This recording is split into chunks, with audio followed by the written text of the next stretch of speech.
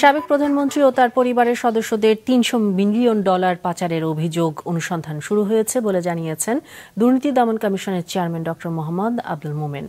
বিকেলে গণমাধ্যম কর্মীদের সঙ্গে মতবিনিময়কালে তিনি একথা জানান।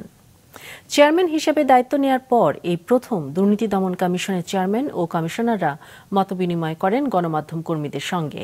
সেখানে তিনি বলেন, জুলাই আগস্ট গণ অভ্যুত্থানের জন আকাঙ্ক্ষা বাস্তবায়নে কাজ করে যাবে দুদক।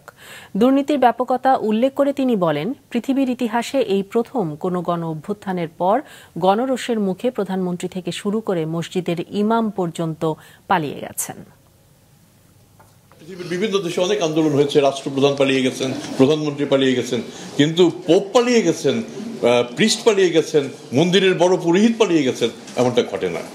কিন্তু এরকম একটা অবিশ্বাস্য একটা ঘটনা বাংলাদেশে ঘটেছে এবং এই ঘটনাটি ঘটিয়েছে আমাদের ছাত্র জনতা এবং যার অধিকাংশের একটা বড় অংশই বলবো যে সাংবাদিকদের সাথে সম্পৃক্ত এবং তারা সেটাকে এগিয়ে নিয়ে গেছে।